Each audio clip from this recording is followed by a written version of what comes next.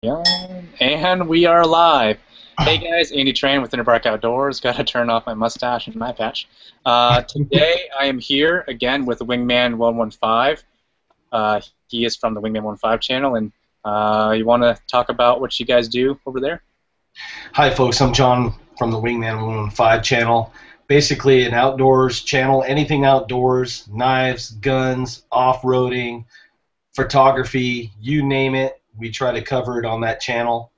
And the main thing is we want to have fun. Welcome tonight, glad you all could join us. Sweet. So pretty much the topic for today's live chat is going to be a little bit about basically vehicles. I think the time to be really prepared in a vehicle is when you're either on a road trip or going off-road, because you're a little bit more vulnerable, you're further away from your normal resources, and being a little more self-sufficient, having the right equipment is extremely helpful in those situations. Wouldn't you say? I would definitely agree. Both Andy and I, as with a lot of YouTubers, do a lot of stuff by ourselves. A lot of us are just one man or one gal film crew, and we don't have friends or family that have the time availability to be able to go with us on a lot of our trips. So we thought we'd do a show about how we prepare our vehicles and what we do, because we're going to have to be self-reliant. We get out there, and it's this time of year, like down here in San Diego, it's in the high 90s. They're talking about hitting 100 degrees tomorrow. And if you're in the high desert or in Borrego and you break down and you're by yourself and you don't have the basics of water or whatever, it could be a serious hurt locker, life-threatening situation. So we sat down a couple days ago and we talked about this, and we were throwing back ideas of what we do, and we thought that we would share that with you folks tonight. So we'll get the party started, and we'll always entertain your questions that you have. You're welcome to chime in. I'm monitoring the YouTube side, so if you see me going back and forth, I'm not going crazy. It's just I'm looking at the comments, and I'm looking at Andy on the live stream. Yeah, and I'd also like to mention, like I said when I announced the live chat, on my website I did a little bit of special pricing. I have some Tops Brothers of Bushcraft Fieldcraft knives and some Moras, and I think I even have a Wilderness Guide 4.0 and a Kumatakari. But I put a little bit of a special pricing on there, kind of clear things out, getting ready for me carrying the Tahoma field knife pretty much full time. So that's pretty much that, and yeah. Cool. So first off, what kind of vehicle do you drive usually? My mobile YouTube studio is a 2001 Jeep Wrangler, the TJ model. I had it since about 2009. Picked it up secondhand. Had about 48,000 miles on it at the time. Got a killer deal. It's my day off driver, especially with gas being in the $4 and higher range out here now in SoCal. I have to be real pick and choose when I make my trips, because the channel's on a tight budget, just like everything else. But that's my cruiser that I go out and I hit the fire roads with. I'm not a hardcore rock hopper off-road sort of driver like that. One, it's too expensive, the gear, to equip your vehicle, and I just don't have the money. I'd love to share that with the channel, making videos. And two, I just don't have the time, and I don't have the effort to change out the gearing and the transmission and the suspension and the tires and all the bells and whistles that go with that. You're talking thousands of dollars. Yeah. But I do like to drive fire roads, the back roads, Forest Service roads, you know, parts unknown. There's Borrego. There's all sorts of places to explore out there in the washes. So it's a chance to get out there and explore, and it's really fun. Yeah. I mean, sometimes it seems like you might as well just buy the steering wheel and then buy everything else, you know, to tailor fit to what you really need, because you're going to be really spending about the same amount of money anyway. But yeah, that's a pretty sweet vehicle. I mean, I'm kind of jealous about it. My vehicle's a little bit bigger, so it is a little bit harder to take really deep into the backcountry. So I stick to the fire roads and the blown out logging roads and that sort of thing. But I drive a classic 2007 Chevy Silverado 2500 in a diesel, and that's pretty much my work truck. So I'll take that, cross country. I'll take it to multiple shoots, and I have it set up with electricity and all that stuff, so that if I need to run, film lights or anything like that off of it, camera batteries, and I can do that. And for longer trips, I also have a small solar panel system that I keep in the back of my truck. But yeah, so I mean, it's pretty cool because I can also sleep in it, so I can really keep my costs down. So it's pretty nice. Well, that makes it nice that you have a mobile studio and a place to crash when you need it. One, it's cost effective when you're on a road trip. Yeah, and for a full-size pickup like that, I'm getting about 20 miles per gallon with diesel. Yeah, with a diesel like that, it's going to last you many, many years. Yeah, so I just got to keep the paint good. I actually just busted my my side rear view a little bit ago during filming because I hit some snow, and then I was like gunning it, trying to get past it, and I drifted off the trail a little bit, and then a stick went and smacked me right in the mirror, and so I got to replace that. So about $50, but eh. Well, that's the thing when you're doing off-roading. Things are going to happen like that. That unless you learn the basics, in off-road driving, which is totally different than driving on asphalt, especially when you add in snow on the ground, or if you live in a situation where there's a lot of rain and mud, the conditions are going to be a lot different than, say, down here in SoCal, where it's primarily dry, dusty, rocky. Out in Borrego, though, you can still get in a world of hurt with the sand out there. And when you're stuck with a 4x4, you're usually in the hurt locker. You're stuck. Yeah, I mean, funny story about that. I mean, I have 2 pairs of chains for front and rear, when the snow gets really bad. But I remember I was spending a couple of weeks in California around December time, around Christmas, and my transfer case just blew out. So I only had rear-wheel drive, and you guys got hit with so much rain that there were like mudslides and everything was just mud. And me and my friends had the dumb notion that we should go down, this sort of canyon road to go shoot some archery. And my truck got stuck. So I was pretty much just spinning my wheels, and it was just a huge nightmare. My friend's dad had a big Ford truck, and he pulled us out, so we had some shit, between a Ford rescuing a Chevy or whatever. But yeah, I mean, when you get stuck in that sort of mud, it is awful, and there's no way out of it until it dries, unless you have a buddy to help you out. Yeah, that can be a bad situation. I know growing up in northern Maine, especially during the springtime, there's still snow on the ground. Give a shout out to my mom. It's her birthday today. If Mom happens to be watching the live show tonight, sometimes she checks in. Happy birthday, Mom. Love you. As a kid, during the spring like this, it's known as the mud season. It's not spring. They call it winter, then mud season, then summer. So it's really nasty. But when we were kind of talking about this show, we were thinking about different ways to prepare, and we're going to talk about some of the basics to kind of get you started, things that a lot of us know, but I think a lot of us take for granted when we're buying. One of it is just a basic, and I have some notes here, so please forgive me.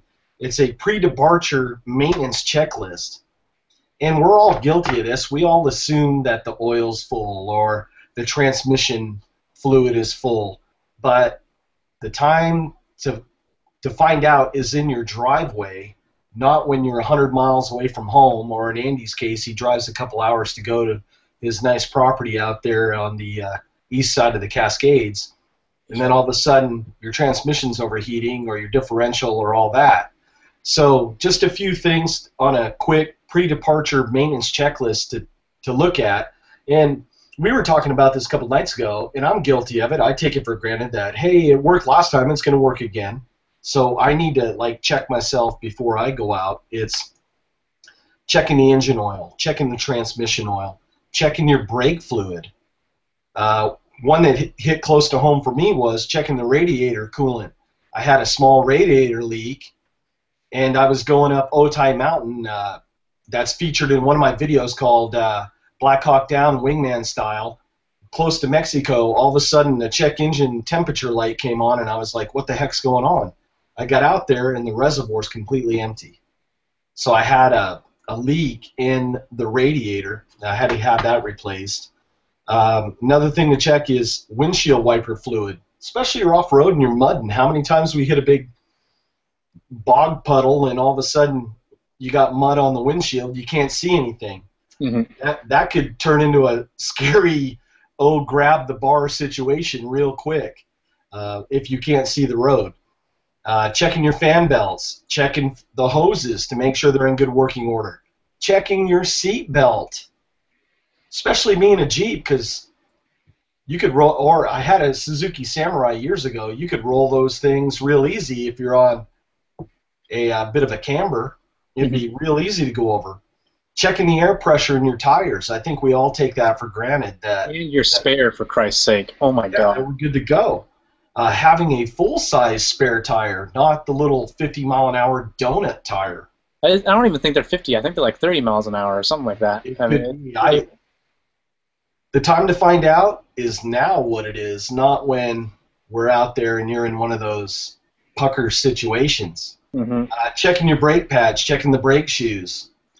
Checking for loose bolts, nuts throughout the vehicle. That's important out here. I mean, when on these washboard roads, and especially in a Jeep where the suspension is pretty stiff, if it's loose, it's going to rattle it right. It's going to come right off. Grease fittings. You know, I go through those once a year, but I need to check myself and maybe go through them every couple months. Yeah, I go 6 months on mine just because we got so much mud. And I want to make sure that none of the water gets into the shoes or anything like that. Checking the shock absorbers as your vehicle gets up in mileage. Mine's hitting about 60,000 miles right now. For factory shocks, those things, it's about that time for them starting to go. So those are just a basic checklist right there of what you should run through real quick to get you started and get you on your way to having a good time, because it's all about getting out there having a good time. Nothing worse than breaking down, especially with the wife and kids, or you're with a friend that you're trying to impress, and all of a sudden the vehicle breaks down, and it's could create a tense situation. And speaking of that, on like a road trip, you know, you might be somewhere where the mechanic likes to take advantage of people that are just going through. And in that situation, there's really no way about it, unless you have like the AAA, like super premium platinum, where they'll tell you like 200 miles or something like that. But generally, yeah, it's a lot cheaper to fix it in town, you know, where you are with the mechanic you know and are probably friends with that have brought your vehicle there, you know, 100 times. And, you know, on road trips, I'll go ahead and check all the fluids and the belts and stuff like that. Every other fill up. So for me, that's every 800 miles I'll check that. So keeping vigilant about that stuff is really going to save you a lot of time and a lot of money. And yeah, that way you don't have to rely on AAA. And one thing about AAA that I found is that whenever I've needed AAA, AAA has never been able to help me. Have you ever had that issue? I've never used AAA. One time I had a GMC Yukon, and I had 3 wheel bearings go out. I was driving from San Diego to Mount Shasta, and right at Redding, I had 3 wheel bearings go out, towing a trailer. And I had to use their roadside assistance, and I have to give GM credit. They found a tow truck driver, and within an hour, they had it picked up, and it was headed towards a dealership. And then I had to drive a Oldsmobile Cutlass Supreme for a week. Ooh, the grandma car. So it looked a little freaky going through the campground in the old Cutlass Supreme, but you know, it was definitely I'll never forget that trip. Yeah, and I've been really happy with GM support. I mean, I've had them, like I was in Wheeling, West Virginia, and I needed to get my like my EKG valve or something like that looked at, which was under warranty, by the way. But they were like, "Oh yeah, I mean it's going to be a couple hours because you got to let it cool." And we're like, "Oh, well, I guess we can wait here." But there's also a Cabela's flagship store about a mile away, and they were like, "All right, we'll drive you there. You can go shop for a few hours, and then we'll just." And I was like, "Sweet, hell yeah, go to Cabela's." So yeah, that was pretty cool. But yeah, for me, it was either I was on a back road, a Forest Service road or something like that. AAA is not allowed to work in those areas, and I've been locked out twice. And funny story about that, we made some wood wedges, and we were able to put that into my door, and then kind of split my door open just a little bit in order to take my antenna that we screwed off, and then press the unlock button. So I have missing paint on my door, which is a reminder to keep my keys in my pocket. But yeah, I mean, it's nice to have AAA, but all the times that I've needed them, they've not been able to help me at all. Ooh, someone has a 65 Unimog, badass. Where do you see that at? EX Mogger, sick. There's a guy like 5 blocks away from me. He has 2 Unimogs sitting in his driveway, and I'm like, dude, you gotta share. That's like the ultimate zombie vehicle because they have like 2 reverse speeds and all that cool shiznit. Take a picture of that and post it on Andy's Facebook page. That would be awesome to share and see that. Yeah, make me pissed at you for about 5 minutes. Hey, with you being locked out of your truck in the woods is a perfect segue to talk about the basic minimal off-road checklist. Now, this is just the basic items that you would need to go off-roading. This is going to either grow or shrink, one, depending on your geographical location, depending on the time of year. So this is just a starting point. 1, a basic first aid kit. 2, a basic personal essentials, food, water. We talked the other night about a story that I read where folks were coming down from either Oregon or Washington State headed to Nevada. The guy decides that he's going to take a shortcut and has the GPS route it. The GPS routed it on Forest Service roads that were, quote, seasonal. Well, he got lost because they're not, say, the best at putting the markers on the roads. And a storm came in. He got stuck. They were trapped for 6 weeks. They only had like 3 or 4 candy bars. The gentleman decides that he's going to walk out to effect a rescue, left the wife at the van. They never found the guy. About 4 days after he left, hunters on quads came in and saw the vehicle and then effected a rescue, gave her food and all that stuff. But they never found the guy. And just a little bit of basic food, water, things like that might have been the difference of them making it rather than now she's a widow. Yeah, and unfortunately there's a lot of cases like that. Oh, big time. Other things to consider, we talked about spare tire, having a full-size spare tire and making sure that there's air in it. A jack, a tire iron to change your tire. Andy uses basically a floor jack, you said? Yeah, it's pretty heavy duty though. There's like a floor jack, which is like, this big, and then there's my jack, which is like this big. It's about a 75-pound thing, but it's a racing jack essentially. And I'll take that, and then if I need to use it on dirt, I'll just put blocks underneath it so it won't sink. And then that works pretty good for me. But I know you use high lift jacks because you got a lot more loose dirt than I do. Yeah, I have that bolted on the back of my bumper that I have. I have a little off-road rack and has a little attachment where you can bolt that on. So I always keep that as insurance. Other things to have is a tow strap, a tree saver, basically nylon straps that go around a tree if you're using a winch or a come-along, and then a basic toolkit, and then for Andy, a spare key for your vehicle somewhere on the vehicle. I should have one of those things, but I'm afraid the magnet's going to come off or something like that, But like speaking of toolkits, mine's kind of extensive because I know how to work on my vehicle. Oh, and by the way, a good thing to have is one of those like repair manuals for your vehicle and you. Yes. that they have at like auto parts stores. They're like what, $10, something like that. If that, you can probably go online and get a free PDF file and just print it out. Yeah, I've used those more than once, and it saves me a lot of money just, replacing alternators and all that stuff because they give you different diagrams based on like your engine configuration.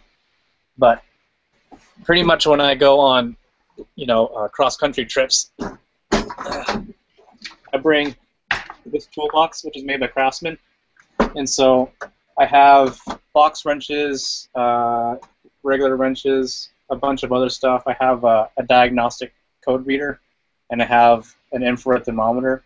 So, even if you have the thermometers on the dashboard like I do in my truck, it's a good idea to back those up with something else, that's not installed on your vehicle. And, miscellaneous tools like oil filter wrenches and all that stuff too, because that stuff is pretty readily available in auto parts stores, but they cost a lot for someone else to install for you. So you can save yourself a lot of money just by bringing your own kit. No, I would agree, and I would also segue and say that most of the off-road clubs, like if you go off-roading, say with a Jeep club or a 4x4 club down here, you need the basics, either a CB radio or you need some sort of family service radio. You also need a fire extinguisher, and if you're in the desert, you also need a whip with a flag on it so you can be seen, so somebody's not hitting a dune on a dune buggy or motorcycle and all of a sudden they're wearing your windshield. Yeah. So those are considerations to think about as well, that when you're out there. And it's a good idea to always have a fire extinguisher in the car, just electrical fires or whatever may happen. Or whatever. If it can happen, it's going to happen to me. So I would advocate having a fire extinguisher in your vehicle. Yeah. But, one of the things that I have in my truck that I installed is a Cobra CB radio, and mine has Bluetooth built in, so I can go like hands-free with it. And then I also have the weather radio built into it as well. So I might put a link up to that if I can find it on like Amazon or something like that. But I mean, totally, easy to do. You have an antenna going up, and like you said, you can put a flag on one of those things, and it can double as your flag to make sure you don't get hit by someone. So now on the CB radio, how cost effective is that? You get a pretty good deal on that, or? Yeah, I think my antenna system was my original antenna system was something like $25, and then the machine itself was, I think, less than $60. I mean, CB radios, because not that many people have them, and they're not like super popular like iPhones. They're just not very expensive. And I ran all my cordage wires through the fireboard. I went to an auto parts store, got some, I think, like 6-gauge wire, really thick stuff, and then, yeah. So in that I have my inverter running as well, which is a 1500-watt inverter, which I can run my lights and my camera batteries and laptop and all that stuff off of. That makes you pretty self-sufficient out there. Yeah, well, I mean, it's either that or, rent generators and all this other stuff. And it's like, well, I'll just buy an inverter, run my truck if I need to, and then I'm pretty operational. And that's something that a lot of camera guys don't do. They rely on, rental equipment and that sort of thing. But I film so much that rental equipment's not really practical, so to speak. Other things to consider, too, is having a shovel in your vehicle. Especially you get stuck, it's better to have it and not need it than to need it and wish you had it. Yep. And I have a regular shovel, and then in the snowy months I have my avalanche shovel. It just scoops snow a little better. But maybe, I mean, maybe even a spare change of clothes too. Just you're out and the weather changes. Mm-hmm. I'm going here from almost 300 feet elevation to 6,000 feet. Weather can change pretty fast. Do you keep a like rubber boots in your truck at all? I don't, just because it's sunshine 300 days out of the year. That's something that I'll carry that you won't carry. But yeah, I have spare boots, because I mean, heavens forbid I have regular like hiking shoes on or something like that, and then I really need to get shin deep into something. It's really nice. So Hey, let me take a second, just do some shout outs. We have Alvin checking us out tonight. Carla's checking out. Nicholas is here. We have Knife and Guns checking in. Gary Walls checking in. Joshua's checking in. Let's see, Schmoley's checking in. Finn Outdoors checking in from Finland. I'll give you a salute on that one, buddy. Thanks for checking in. I know that it's early in the morning there. Joshua's driving a 1999 Chevy Suburban. Daniel's checking in. He has a 2002. I'm not sure if he meant Jeep or if he had a pickup. Texas Apartment Prepper's driving a '04 Grand Am off-road. Sick. That's like Dukes of Hazzard, buddy. Damn Hazard boys are at it again. That's right. I play some Jason Aldean Dirt Road Anthem there. That'd be cool. Let's see. Daniel Z's driving a 2002 Honda Odyssey. He says it's a Babe Magnet. I bet it is, bro. Bush Hunt's in. Hi, he says. Ethan is in tonight. Let's see. Texas Moger's driving a 1965 Unimog. Junior Survivalist is here tonight. Loaded Fist is here tonight. We got a full house here tonight. Thank you all for joining us. And Gary asked if I bring gloves, and yes, I do. I have insulated gloves, and then I have regular leather work gloves. I bring gloves as well. That's just part of my basic urban survival kit that I keep in my vehicle at all times, with food, stove, water, first aid kit, paracord, yada yada yada, all the whole 9 yards. It's overkill until you need it. Yeah, and I also have bear spray. I have one. Bear spray, because for bears, homeless people, you need to spicy up a taco. You're pretty good to go. Prepare One's checking in tonight. He says he has a 2000 Land Rover Discovery. I love that vehicle. Nice. You're classy as hell. That's the ones they use for like that race around the world. Mm-hmm. And I like it where they bring their own like little bridge parts with them. They carry the little corrugated bridge on the top. That's badass. That is. I love it. Yeah, I just have a Chevy truck. I am going to outfit it with a ladder rack, though, so I can carry teepee poles a lot easier. And so I can put a canoe up there eventually. Are you going to put a rack on your cab over? Yeah. Cab on there? Yeah. It'll pretty much be a rolling fortress for sure at that point. I'll be able to go amphibious with it. So, pretty nice. I'd like to install a front receiver on the front of the Jeep, and that way I can outfit it with a winch. That way, either forward or aft, I have the capability to pull somebody out or pull myself out of a bad situation. Yeah. But that's why we need the views to help grow the YouTube channel, so I can help pay for that stuff. Yeah. Well, when I was a youngin', expensive.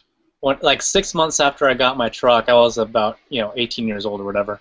I hit a woman because it's my fault technically because I hit her in the back on the freeway, but no one's supposed to stop on the freeway.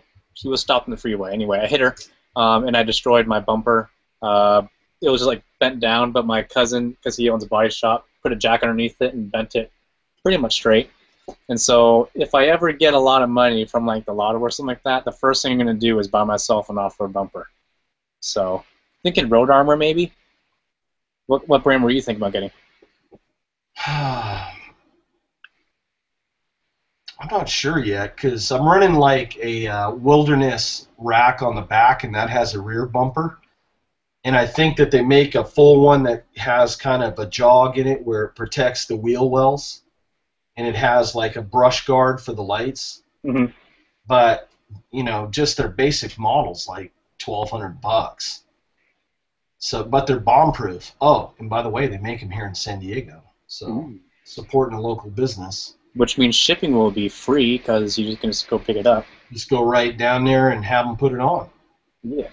Yeah. Another thing that people overlook is jerry cans. I'm getting probably 12 miles to the gallon when I'm Jeep, high speed, high drag. So, you know, it's incumbent upon me to have a little bit of extra petro, so I don't have to have one of those oh crap moments where there's no juice in the car. So I have a 5-gallon jerry can too that fits on that rack on the tail end of the Jeep. Is that when you're going on the freeway, it's 12 miles? Or when you're off-roading? If I'm on the interstate and I have a tailwind, I'm getting probably 16. Ouch! Yeah, well, I'm running BF Goodrich all-terrains, and they're not the most, highway-friendly gas mileage tires, so. Yeah, something's got to give on that. I'm running Michelin all-terrains, and they're getting me pretty good. The thing I love about the BFG all-terrain, especially down here in a desert atmosphere, because there's a lot of sharp rocks down here, and those are, forgive me if I say it wrong, either an 8-ply or a 10-ply tire. And a lot of them use them in the Baja 500 or the Baja 1000 races, because you could just shred a tire out here in the desert just real fast. So even the sidewalls, I think, are like 8 or 10 ply. And I'm not going to say that they're bomb-proof, but they're as close as you can get to bomb-proof. Yeah, I had Toyo tires before, and those wore out, but they were just too expensive to get again. I actually got these used for about 50% off retail, but they still had the little hairs on them, so I was like, all right, I'll take them. So, not bad. Yeah, if they have the the casting marks on them, I mean, you got a lot of miles left in those tires. Yeah, I think I've already put over 50 on it. So they're at the end of the season for winter. I'm going to switch out to new tires probably. But there's a lot of deals to be found, like Craigslist. If you're looking, because what do a lot of people do? They buy a vehicle and then they want to pimp their ride, and then they'll take off the factory tires, which on a Jeep, some of them are outfitted with some pretty good off-road tires that may work for the locale that you live in, and you can get them at a pretty good deep discount. It's just things to think about, stretching that dollar so you can put it in the tank and get out in the woods and play. Yeah, and that's something more that you'll see in a larger city like San Diego or Seattle. When you're, in a rural area like, somewhere in West Virginia, people kind of just ride their tires until they're bald. So it's harder to find those sort of things. But that's the good thing about living near or in a big city. Thank God for people that like to pimp their shit. It really helps me out. Oh yeah, there's so many off-road warehouse places here. It's just insane, and you could take out a second mortgage on the house, putting all the add-ons, especially on a Jeep Wrangler. I mean, they're like the VW, except for off-roaders. I mean, there's so many mix and match a la carte parts that you can put on these things. Yeah, it's like a JC Whitney, pretty much. That once you start down that rabbit hole, I mean, it's hard to. It's like eating potato chips. It's hard to stop with just one. So it's a really big potato chip. Yeah, you can rack up some cash doing add-ons. People in the on the comments side, kind of list where you're from, and if you do any back roads driving, let us know. What part of the country you go back road driving. Now, another thing that we didn't touch on is when you take off, at least having some maps of where you're going. Yeah. And know the area. I have topo maps, and there's websites that you can get that stuff for free. And, if you print it out yourself, there's a chance that it's not going to be to scale, but the features are going to be to scale to one another. So you can, kind of gauge. Distances are going to be off, but you're going to be able to, set courses and that sort of thing and triangulate. And I use like a big old road atlas, in the big giant book, and those are awesome because one thing I've learned about GPS is that they're unreliable. Yes. It'll be like destination unfound, or it'll take me on some back road that I have to be on for 40 miles, only you're going 60 miles an hour, then there's like a 15 mile per hour hairpin turn. And it goes like that for like 2 hours. And it'll get pretty frustrating after a while. My girlfriend has heard me swear very many times on roads like that. What I do is every couple of years I go to a Forest Service ranger station, and at least down here they publish a complete set of topos in a binder, in a ringed binder for the Cleveland National Forest, and it was about $18, but it's current, it's up to date.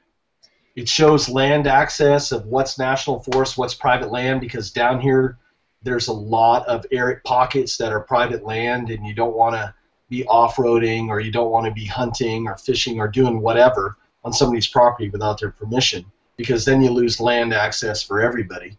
Right. So it's just really important to know where you're going, who owns the land, what you can do on that land, and it just makes a better outdoor experience for everyone.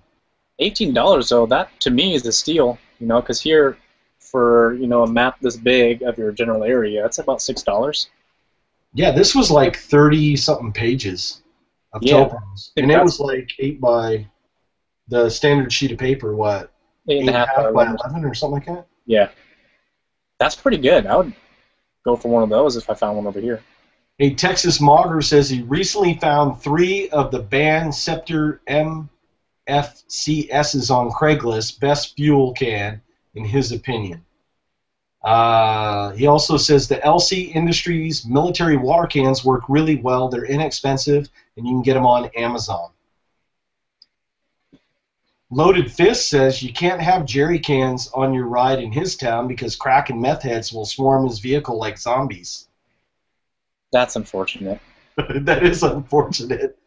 That's like a Walking Dead situation right there. Yeah.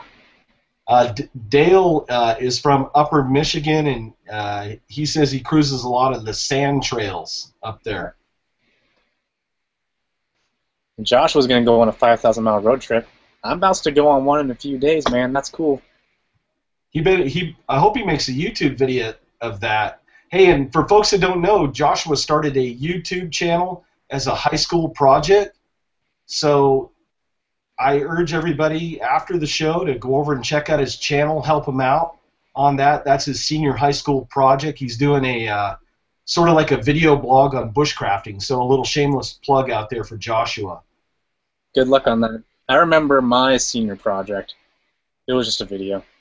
It was a video that I did for another class, but it was so good that I could use it for other classes. I was just a slacker, but I got a good grade on it. Hey. Bush Hunt is from Miami, and he off-roads on Chrome, he says. Nice. Schmoley's from Colorado, forest and desert roads. Probably kind of like we have out here. Pretty much same type of, not as steep mountains as, the Rocky Mountains, but, the Forest Service roads and such. Yeah, I think it probably reminds me of the foothills of the Cascades on the east side. It's kind of like pine forest and deserty. Now, here's a little curveball question. What's the craziest, wackiest thing you've seen while you're out in the woods 4-bying? Or the coolest thing you've seen while you're out 4-bying in the woods? Yeah, because the wackiest thing I've seen, I have many homosexual friends. This is nothing against them. But I've seen many hookups in the woods. And I'm like, I don't need to see that. Get a room or tent, because I just don't need to see it. The coolest thing, actually no, the craziest thing would probably be someone's vehicle that they drove directly off of pretty much a cliff, and it was like this, and then the back of their bumper was probably 2 feet below from where the road grade was, and I went out to investigate and make sure no one was in there trapped. And Zip, being the goober that he is, was freaking out. He's like, "Dad, there's something wrong. I don't know what to do." And he jumped on the back of the car, but since it's so slippery, He just went zoop and slid down it like a slide. And he Oh. like landed like 40 feet on a grade, rolled down, tumbled, got up, and then ran back up the hill. Little idiot. Yeah, that's probably the craziest thing. And eventually they got that car fished out of there in like 2 weeks or something like that. But that's probably the craziest thing I saw. For me, recently I was cruising a fire road, and I'm driving along, and I saw something like black in my peripheral. So I stopped, and I crept backwards just a little bit, and I saw like this tunnel. And out here in the mountains in San Diego, back in the old days, there's a lot of old abandoned mine shafts and things like that from the gold mining days. So I was thinking, oh, cool, I just found an old school mine shaft.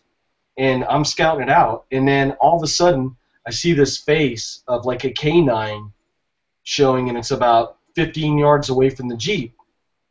So I look at it, and it was this beautiful fox. And for about the next 30 minutes, I filmed this fox where he ran away, then he's just curious, comes back, checks me out, check him out, he runs away, comes back. So there's a lot of cool things that you can see just out driving around some of the back roads of America. You know, the one thing that I really don't like, especially close to the cities, is people dumping on the dirt roads. They're dumping their old sofa, they're dumping their old chair, their garbage, their lawn waste. You know, that's sad. That's what gets us land use taken away when that happens, and it's really sad. Yeah, there's a lot of that here too. And you know, there's people that are from that general area that say, "Oh, it's the city people that do this," and blah blah blah. And it's like, no, it's everyone. I mean, you guys are doing the dumping too. People from the city usually go to a transfer station. Yep. You know, I mean, we city folk have their share of trash too, but it's usually not the couches, the mattresses, the old rundown vehicles that get shot up with bullets. So, I mean, it's pretty bad. Carla says in Pennsylvania she does the foot trails, not so much off-road anymore. Hey, as long as you're getting outdoors and breathing a little bit of fresh air, seeing the sights, doesn't matter if you're on 4 wheels or if you're on 2 feet. You're out there getting the memories. As long as I'm traveling in an area where I can freely urinate, I'm happy. Schmoley says a forest ranger told me he had to pull a gun on a drunk camper who was trying to set a tree hanging over his own tent on fire. Yeah, there's going to be a little crackpots out there that maybe have a little bit too much fun. Yeah. You know, roasty toasty, cook myself. That. Oh my gosh. Well, you don't want that person in an off-road vehicle. Darwin's theory, you know, survival of the fittest. If you can't handle your crack, I mean, maybe you shouldn't be smoking crack. Actually, you shouldn't smoke crack even if you can't handle it. That's right. Yeah. Now, if money, here's another question. If money was no object, what sort of upgrades would you do to your truck right now? Coilovers instead of leaf springs. I would actually get a decent camper, not camper shell, but canopy shell. Get myself a ladder rack. I would get myself some sweet seat covers, so when Zippy gets all muddy, he can just jump right into the truck without me having to lay anything down. Maybe upgrade the stereo, and as trashy as it sounds, underglow would be pretty cool. I don't know. There's not much, because I'm pretty simplistic for the most part. Most of those things I just mentioned, aside from the underglow, are pretty utilitarian. So a new bumper would be nice instead of my dented and bent up one. Yeah, there's not much else.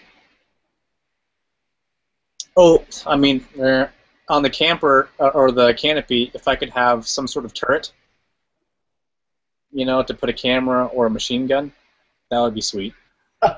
Just like cut it out of a Humvee and then put it in there. Yeah. If money wasn't an object, what would you do? Actually, you could do like Ansel Adams, where he had that station wagon where he had a flat top built on it, and he did a lot of his epic photography from the roof of that station wagon. If you Nice. had some sort of platform over the the cab, not the cab, but the little camper section of your truck, you get up there and film some epic stuff. Yeah.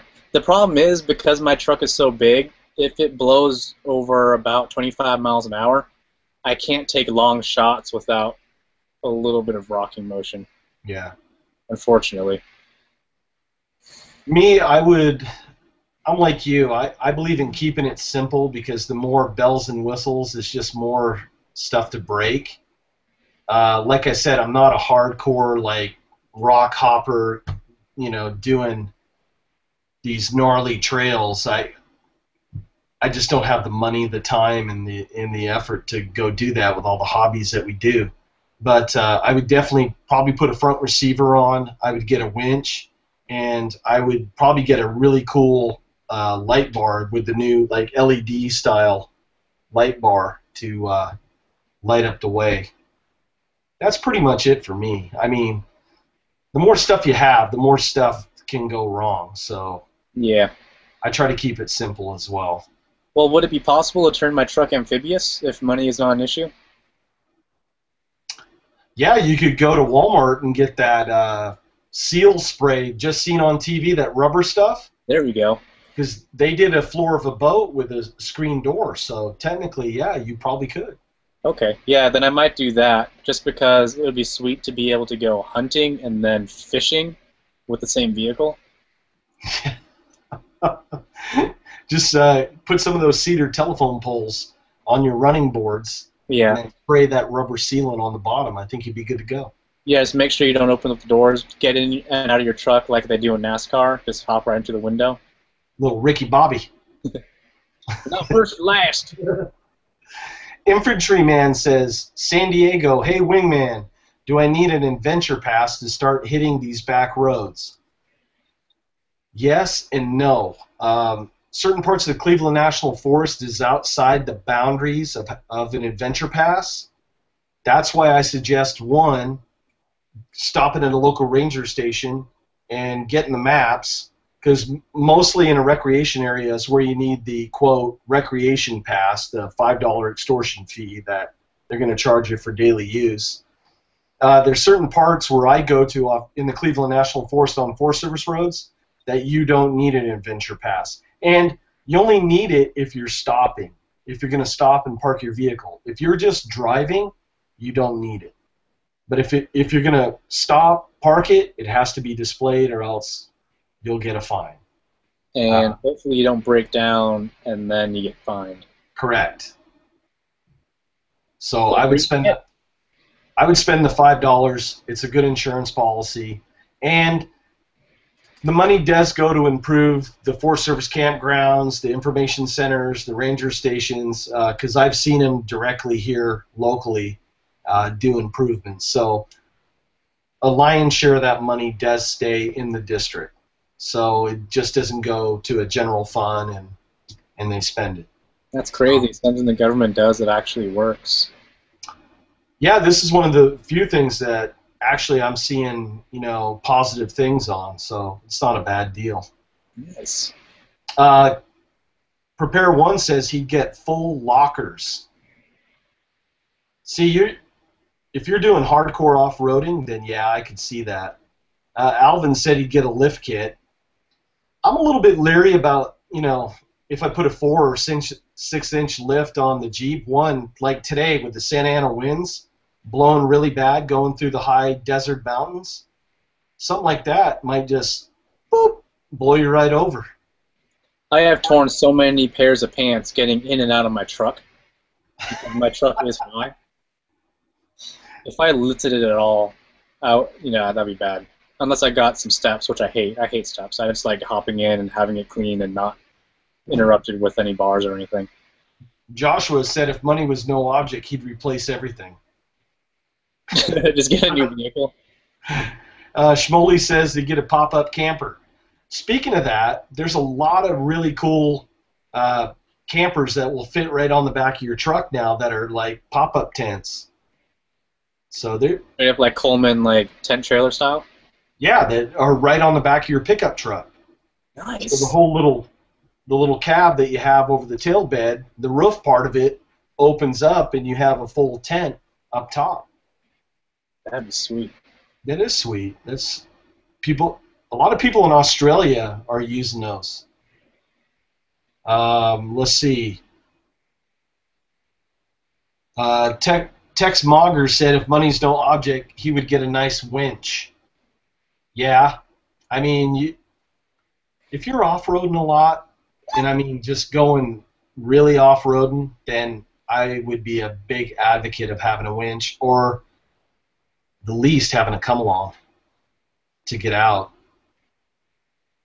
You know, me, I don't have one, but I carry tow straps, and hopefully someone would come along, i.e. a Ranger or somebody else with a 4x4, and I have shackles that hook to the bumpers. I mean, I can pull them, you know, hopefully I'd get pulled out, depending on how bad of the hurt locker I'm in.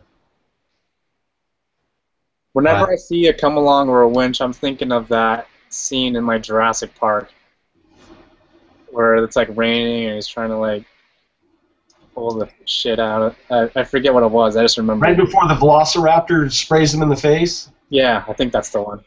And he's like, oh my god, there's so much shit in my face. See, that's why you have to be prepared with a kit for your car. He didn't have proper clothes. He didn't have the proper tires. He was driving too fast in inclement weather and bad conditions. An accident ensued, and then a dinosaur took him out. Yeah. I have a flare gun in my truck. I don't know why. Actually, I do know why. Because they're cool, and my girlfriend's grandpa-in-law gave that to me, and it's badass. In your area, where it's really wet, wildfires from that isn't that much of a factor.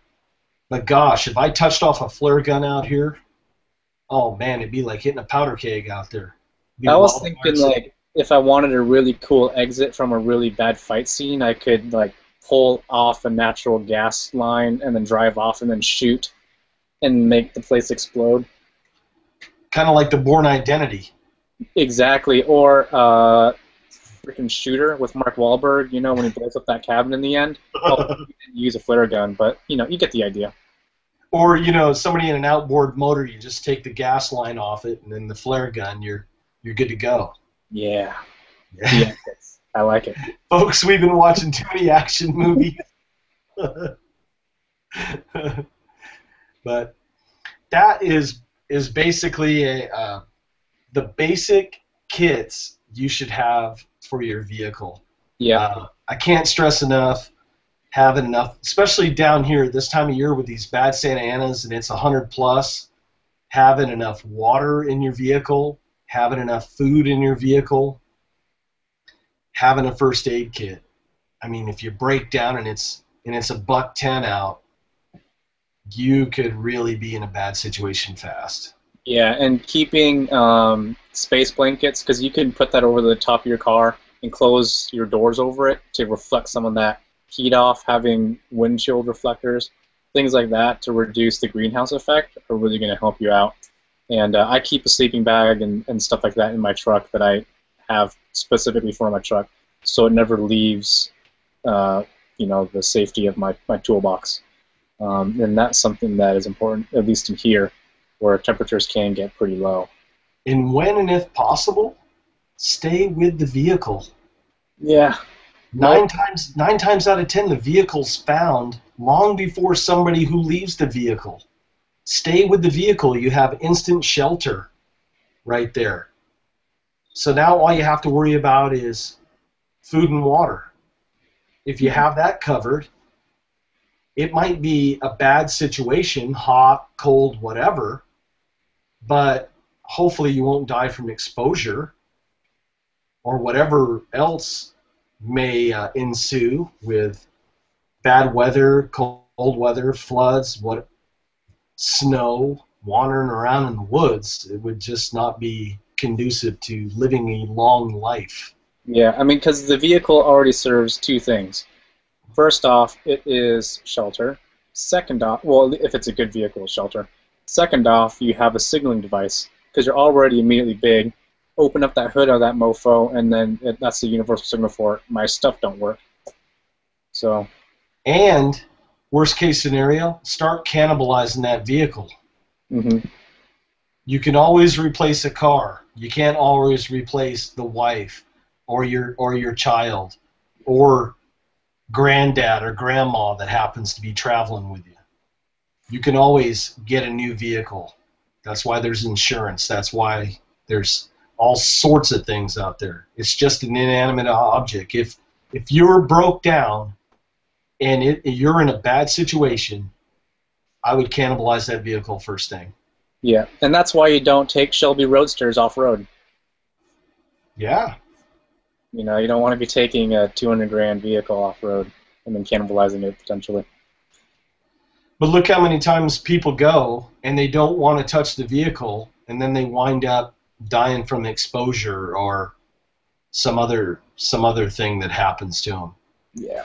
You know, dual survival. When That was a great episode. Cody was on there, they were stuck with a broke down vehicle up in Maine. That was a perfect episode right there of how to cannibalize the vehicle to make being a little more comfortable, not just surviving, but maybe thriving a little bit. 'Cause especially up there, I mean, they were up there in the fall, and the weather can get really bad really quick. Heck, Canterbury took out a headlight and the car's battery and used it as a signal device. Yeah, I think he also took the horn too. You did. Yeah.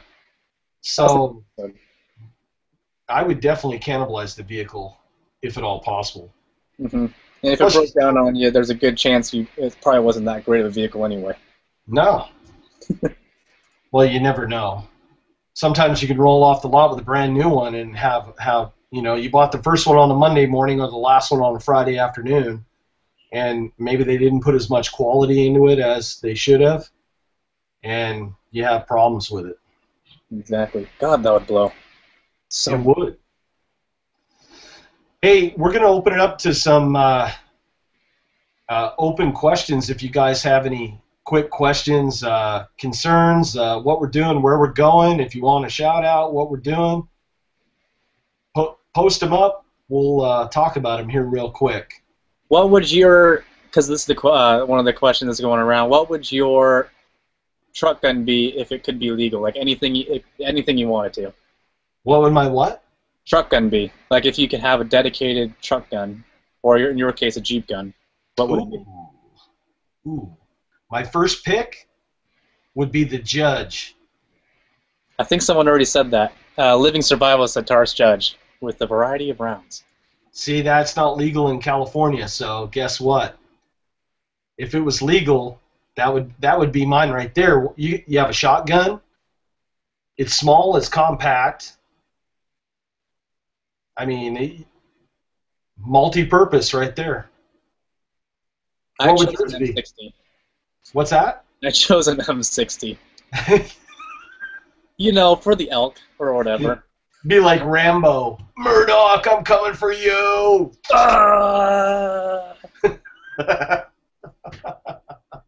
I mean, honestly, like, it's good for elk, bear, hordes of zombies, coyotes. What else? Hey, that Judge with the slug or some birdshot would take care of zombies. Not as easily as an M60. No one can argue that. You're right, but look how much ammo you're going to burn just warming that thing up, making it purr. Well, I'm pretty sure, you know, you could just do like 2-shot bursts, you know. Or actually, yeah. The best cordage for a bow drill, that would be 550 cord. If you did not have 550 cord, some sort of tendon would work really well. They're strong. And I mean, any natural cordage is going to do as long as you take your time to make it. That was a question from Loaded Fist. Well, that's another good reason why to do your bootlaces in 550 cord too. That way you always have some cordage on you. Yeah, and I know Michael Hawk will actually make his boot laces longer than required and just wrap it around his ankle once and then tie it, just so he has extra so that he doesn't have to go with like a loose boot or anything like that. Heck yeah. And Andrew says, beat on the hood like a drum pisses off Dave. Yeah, you're right. In that show, Dave got a little antsy there, That's hearing nasty. beat on the war drum. I think they were having a little lover spat during that show. It's cute. I think Dave was a little bit upset because he had a spoon with him on that little tiny seat cushion. Getting Yeah, that would not be butlered good. that by Cody's self. Living Survival says, love the slug. Pepper him with birdshot and follow up with a slug. Hopefully that's with the judge. If I couldn't carry the judge, I'd carry a 12-gauge shotgun. And then keep Sawn off or full size? Oh, full size. That way you could reach birds. Because sawed off, I mean the pattern, you're not going to hit the broadside of a barn at 20 yards. Yeah, but I think one of the main reasons for a truck is, defense too, being able to shoot in a confined area. That's where the M60 really shines. Schmoldy says that a 40mm grenade launcher. Man, we're playing Call of Duty tonight with our off-road vehicles. Oh man, I wanted to get I think it's a 30mm attachment on my AR, but money does not permit me to do such things at the moment. Let's see. Joshua's asking me what I think about the Hawks Hellion as a one-tool option. Hold on a second. Dun, dun, dun, dun, dun, dun, dun. That's the first time I brought this out tonight.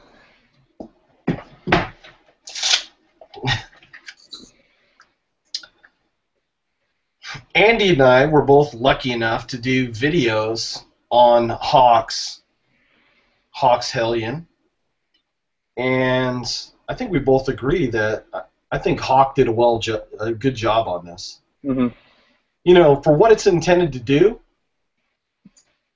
I think he did an excellent job. You did the smaller version of this one, I believe. This one's the 2020 Survivor. Yep. And this one's like, I don't know, gosh. After a few hundred videos, you forget specs on stuff after a while. We'll see. I will admit, and Tops will admit that the bigger one's probably a better choice for most people because the angle geometry of the blade grind and all that stuff is a little bit better for survival and whatnot. 5160 spring steel, 3/16 of an inch. So Hawk got the right thickness. The spring steel's debatable. I think that was just a personal choice for him over 1095. He just wanted something that for sure would not snap. Yeah. And if you do it right, it won't snap.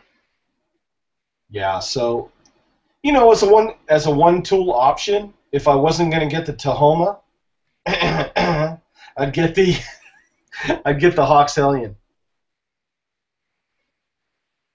It did everything I asked it to do. I can't complain about this knife. Just an honest opinion on it.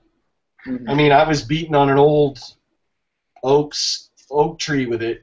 Dead oak that's like freaking concrete, and it took a beating.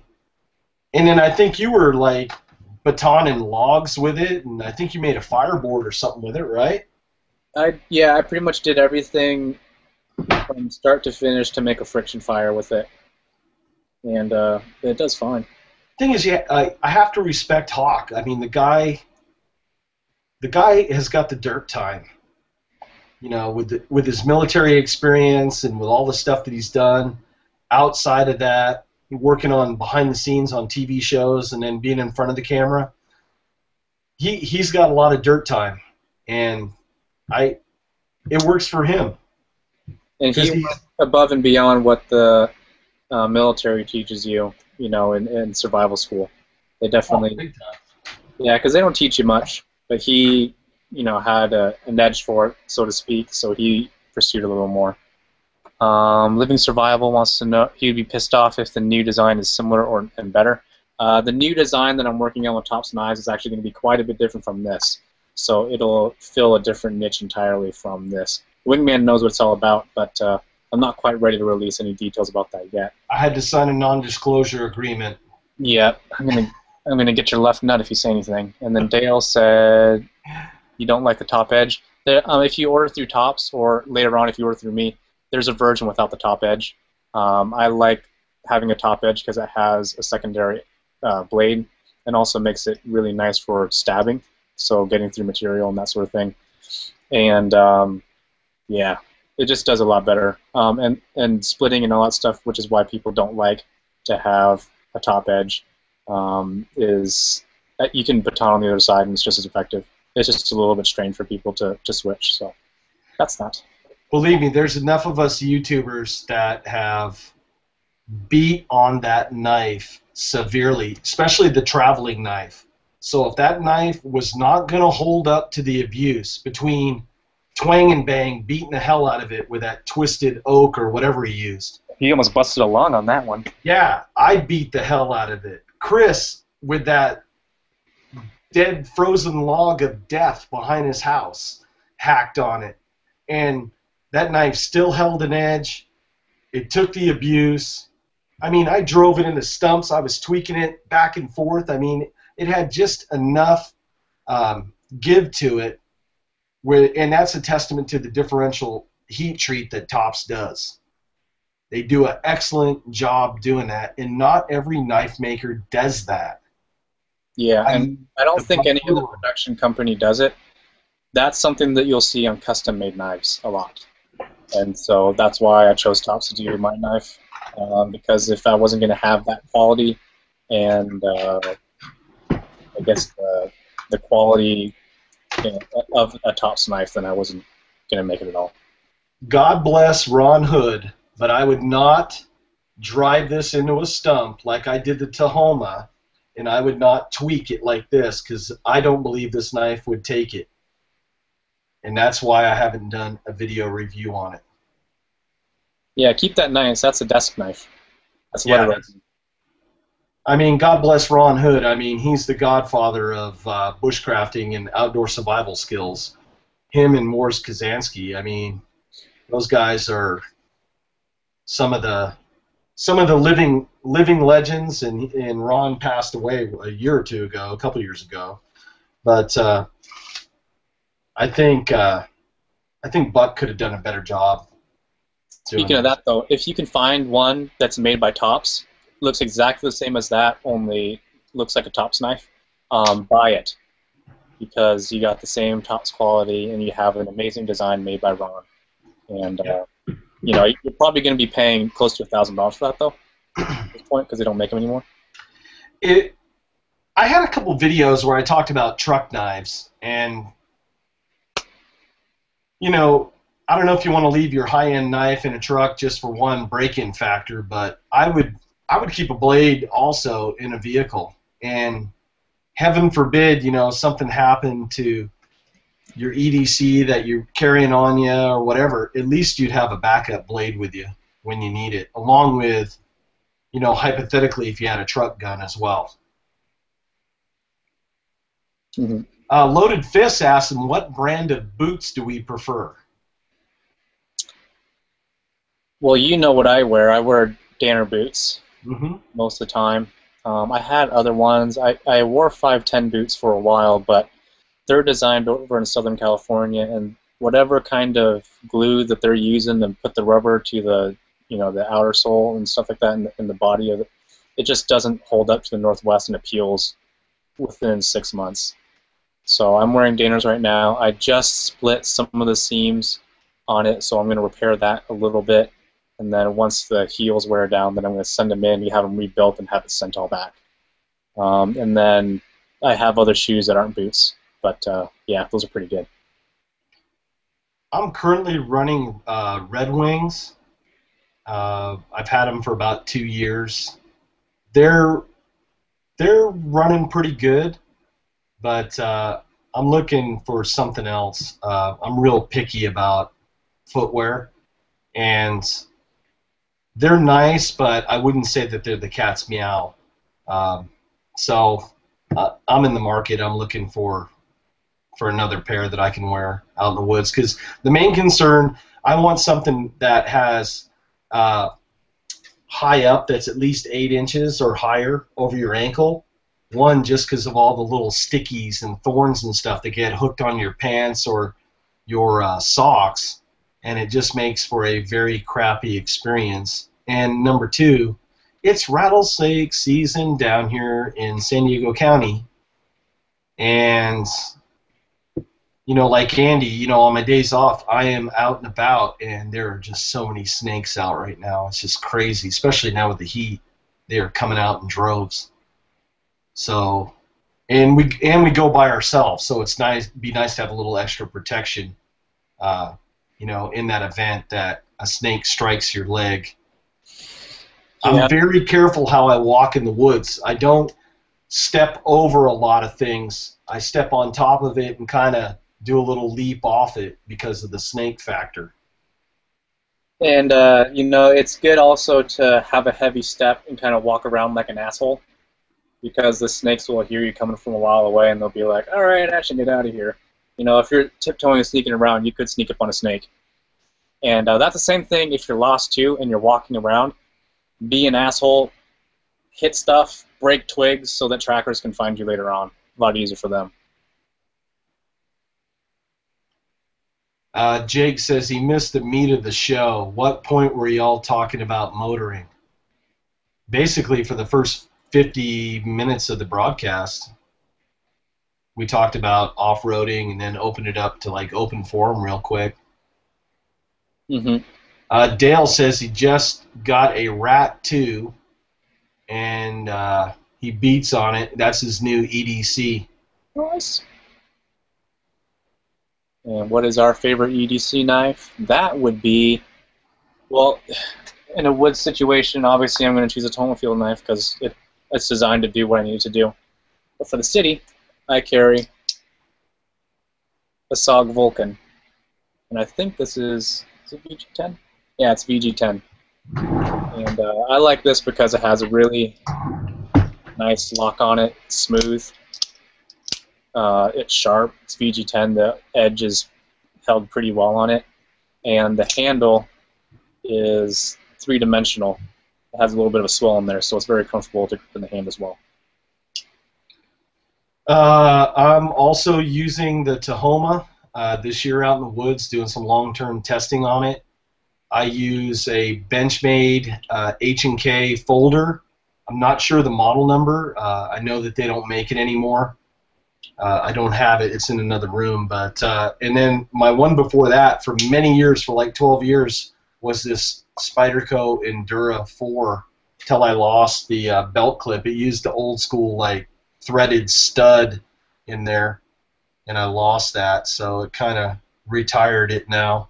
So it's in the Wingman Hall of Fame drawer, enshrined for life. But it's still sharp. It's still Spyderco makes great folders. I love them, and especially the ones that were made out of the ATS 55 steel. I don't even think they use that steel anymore, and it was made in Seki City, Japan. I mean, yeah, I think this is made in Seki as well. It just held an edge very good, stays sharp for a long time. Just awesome blade. I loved it. But now it's retired. Yeah, I'm always looking for the next folder. I like Spyderco knives, but when I tried to talk to Spyderco at SHOT Show, they were like, the only person that was willing to talk to me was the owner, the CEO, and because I wasn't big enough, he was like, no. But there's other companies like Taylor Brands with Schrade. I talked to the CEO, didn't even know he was the CEO. He treated me like I was, someone that he's met before, and very respectful, and you gave me the time of day, and I appreciated that. So, Yeah, there's some very good companies out there trying hard to earn people's business. absolutely, and I like it when people appreciate what I'm trying to do for them and help them out and things like that. You know, I'm not asking for anything except a little bit of your time, and that's what I really appreciate of some of the newer companies and the smaller companies, or some of the bigger companies that just know, you know, what it takes to survive and stay out there for a long time. Hey, Kenneth Prepare One says we can always sing a Taylor Swift song.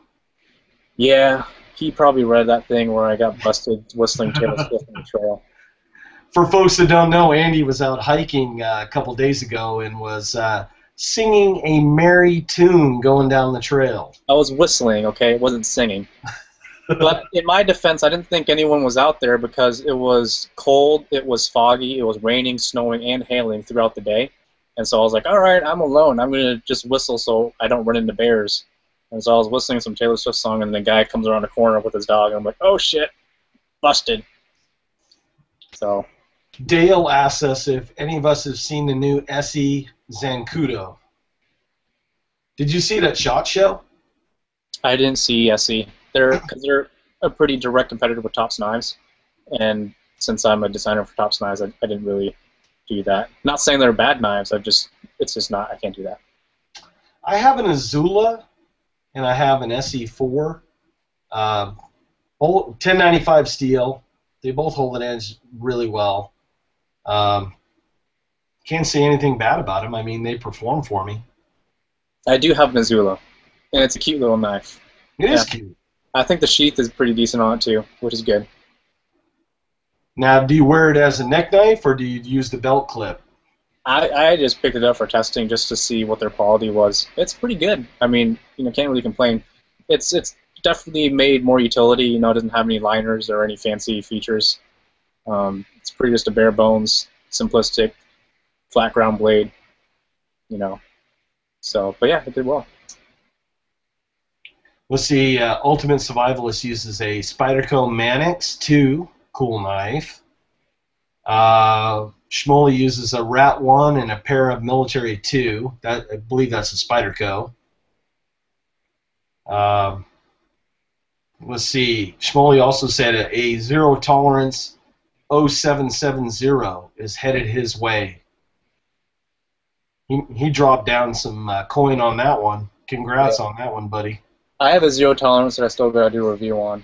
I'm trying to develop my thoughts on it still, but yeah, I don't buy Kershaw's ever since I was a kid because I've broken like 3 of them as a child. So I was like, man, I'm not gonna play around with those anymore. Hey, Jake's chiming in. He says, by the way, he uses a $400 Geo tracker with used 30s on it. He says it totally rocks off-road. Hell yeah, and you probably get still like 40 miles per gallon on the dirt. Hey, you can't for $400, dude. Rock. That's the best off-road vehicle tonight. Ride it like you stole it. Because it's paid for. It's paid for. Yeah. Heck yeah, man! Beat the hell out of that thing. That's what I used to love about my little Suzuki Samurai. It was only like 66 horse or something like that. I wasn't getting anywhere fast, but it was geared so low, and it was so light that when I would go to Borrego in the real soupy sand in the desert, thing just floated right on top of that stuff where other people would get stuck. In such a narrow wheelbase, too, I could get in these tight slot canyons.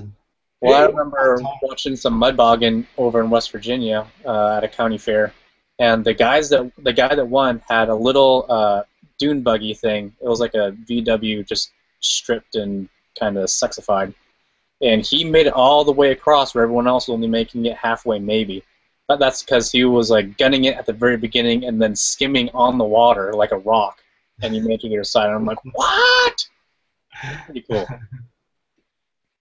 A freaking amphibious vehicle. Hey, Jake's asking if any of us have tried aviation cable lacing as cordage. Says you can carry 40 feet of it on a key ring, smaller than any signal whistle. I don't even know where to find that stuff. So Neither no. do I. Dude, Jake, if you have a link, send us a link in the PMs. We'll check it out. We'll see if we can't get some. Hmm. Joshua's asking how secure the top sheaths are for the Tahoma.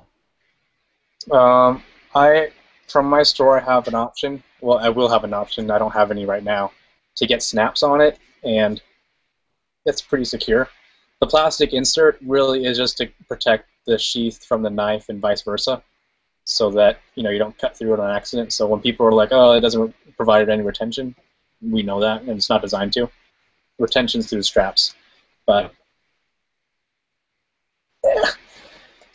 Excalibur! Hey, It's you pretty got to good. remember. You got to remember, a lot of the military are using Velcro, and they're jumping out of planes. Yeah, And 2 Velcro straps is pretty secure. it's just loud, and I mean, Yeah, I mean, you're not going silent, yeah. but both of them cinch tight. And then there's loops right here where you can run cords through and then tie it around if you're really doing something crazy. That would be a cool Facebook status. That would be the way to go. Yeah, you could put paracord and go to REI and get one of those little toggles, the spring actuated toggle, and just tighten it up that way. Hell yeah. Then you'd be good to go. Let's see. Isaiah asks, how do you guys sharpen your knives at home? That is a video to check out on my channel called Precision Field Sharpening. The way I sharpen in the field is exactly the way I sharpen at home because it works really well and is inexpensive in terms of the kit that you need. I have them in my store, or I did before I sold out today. But the Easy Lap field sharpeners, they're made in the USA, really high quality. I know John picks them up for me. But I have one that is a 400 grit and 1200 grit on one side, and then the other one that I keep in my backpack, that one's a 1200 grit and then ceramic. So you can basically mirror polish your edges out in the field, and that's So what here's the ceramic view right here. yeah. And Grit. those two things, they're small, compact. Well, that's generally the same thing. It's small, lightweight. They work really well in the USA. And they're easy to use. And if you watch my video and see how I do it, then it'll probably work really well for you too. That, and talking about one tool options, that you could almost consider that a one sharpener option, because with the heavy grit one, you could sharpen an axe. You could sharpen just about any cutting tool out in the field with that thing and have it, perform outstanding. So that's definitely a great piece of kit, and Andy carries them in his store. I'm sold out now. I'm going to get some later on. And like I said before, I got some Tops knives, Brothers of Bushcraft knives, some other models out there as well that are a pretty awesome deal right now, just to clear out some things so when I get some Tahoma field knives, I have a little more room in my inventory. But yeah, hope you guys check it out. And if you the price is going to be good until midnight tonight. If you guys buy midnight tonight, then everything's going to go out tomorrow. So, yeah. So here's your chance to get some killer sweet rock bottom deals on some cool knives, because you said you had a Wilderness 4.0 for sale? Yeah, Wilderness 4.0. Awesome knife. He did all these knives too. He's done reviews on. So if you go to his channel, I think the InnerBark channel, you might have reviews on all those knives in your store. So if you're on the fence about how these knives perform, check out Andy's video. He does an outstanding job showing the practical use and everything.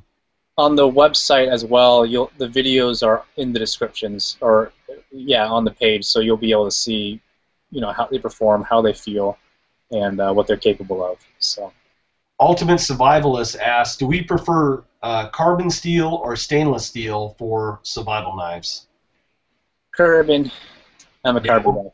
We're both in the same boat on that, carbon. Stainless steel, it's hard to get an edge on it, and it's hard sometimes to keep an edge on stainless steel. Yeah. The stainless steels that are really easy to keep an edge and make an edge on it, you're talking, twice as expensive as any high-end carbon steel blade. So it's a cost factor. You can spark on it. There's a lot of other things. Yep. Let's see. Inventory Man says, "Hey Andy, when do you think you'll have more of the sharpeners in your store?" They're really hard to get a hold of. Ever since I did that video, it seems that a lot of people are selling those out, so they're pretty difficult for me to get a hold of.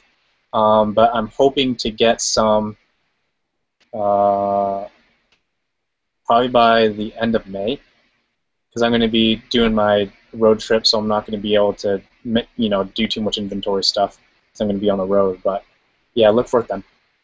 A lot of times, Andy will post things on his Facebook page of what he has in his store at the time, and then I usually share it on my page. So if you're not yet subscribers to the Facebook pages or our YouTube channels, subscribe to the channels and the Facebook pages. Great way to keep in touch with like our current events of what's going on.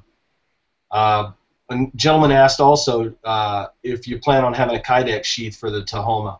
Yep, still working on that. It's a huge thing about it is I want to be able to have it readily available for people, because the custom Kydex makers that are out there right now, they spend a lot of time making everything perfect, which I really appreciate, but at the same time it makes it hard for them to make any number of them.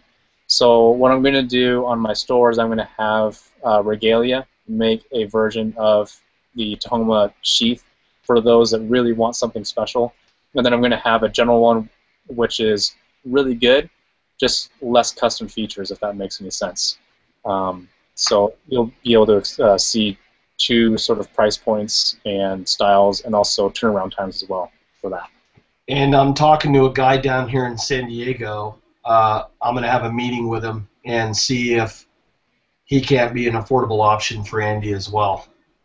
That way there's multiple options for guys. Yeah, and no lag time in waiting to get stuff. Yeah, I mean, in the West, they were saying more important than the pistol that you carry is the holster that you carry it in. Because to be able to carry it well and to be able to present your firearm quickly was a matter of life or death. So, same thing with the Tahoma field knife.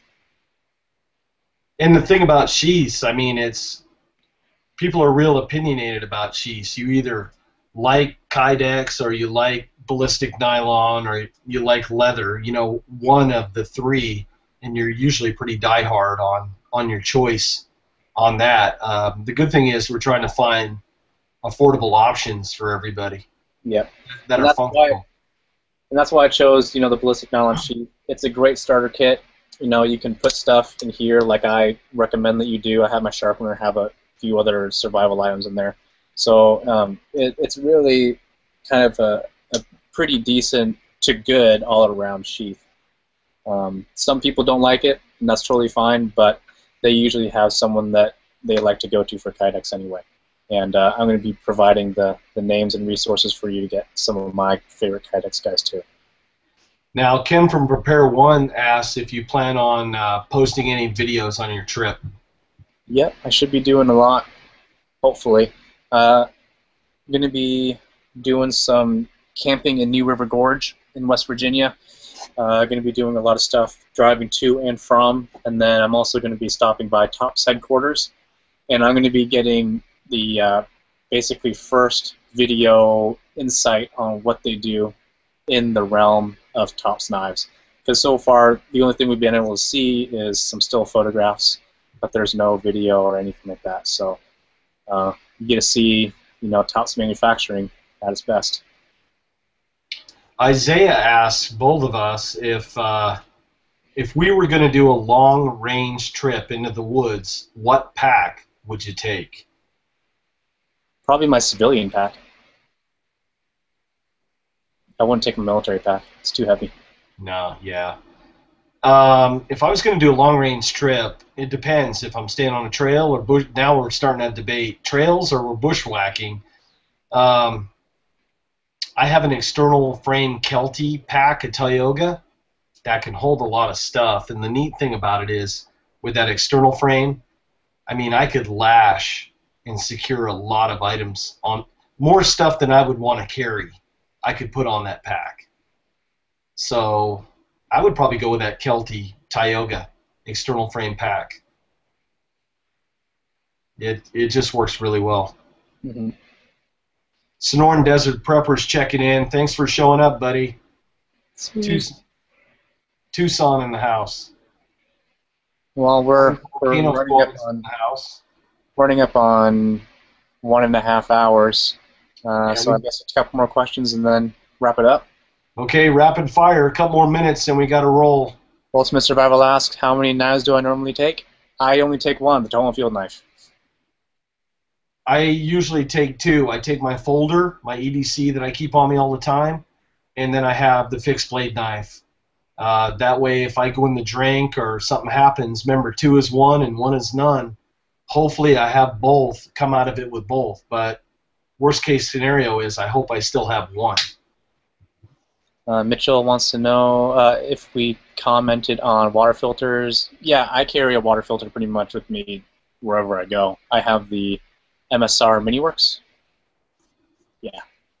I do have a water filter, and I will be doing a test on a water filter that Ken from Prepare One sent me. It's a little personal, like, emergency filter, so look for that happening really soon.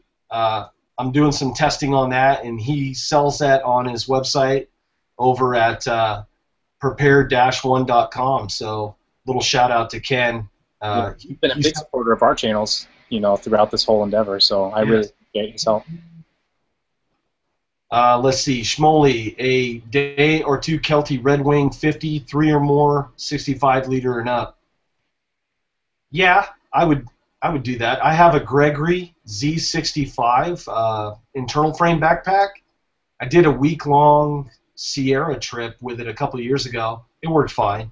It was a little too small to bring a bear can with, but for everything else, I mean, it worked great. Comfortable. Gregory makes some great packs. They fit really well. TX Monger said, do we like cooking over stoves or fires? I like cooking over fires, but it's easier, and it's actually only legal to cook over stoves in a lot of these places, so it's a necessary evil to have stoves. Yeah, San Diego this time of year, they have an open fire ban, so I usually go with a jet boil. And we actually talked about it on a live show, one of our first live shows. We did a total camping gear expose that was pretty good. Yep. So if you look into my my channel and then look into the live chat playlist, you'll be able to see that. So. Alvin asks us, what blade point style is the best for survival? Alvin, if we answer that question, it's going to open up a can of worms. All I can say is the best blade point style is the one you have on you when the event happens. Because, I mean, it's personal preference for everybody. And that's going to change. I mean, everybody has a different idea of what the best one is. Sonoran Desert Prepper says he's looking forward to the Tops tour. Me too. I'm super stoked. I want to go. No one's been able to do it so far, so I'm honored.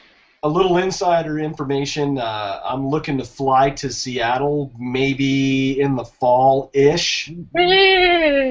So Andy and I are going to be hanging out together in the Pacific Northwest. Me, him, Zip, and possibly Bigfoot out there in the Pacific Northwest. So.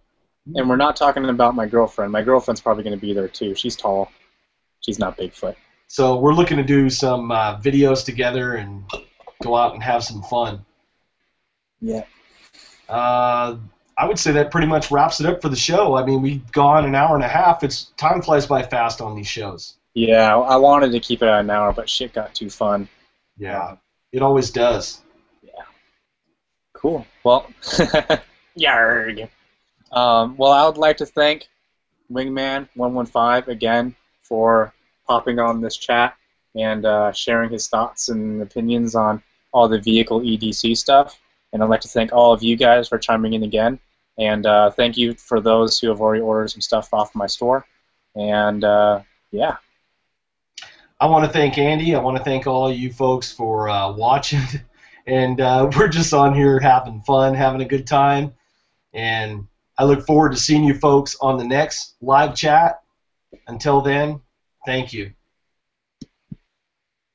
Uh-oh. I was trying to get off live now. There you go. Nope, we're still live. Okay. Click and stop broadcast.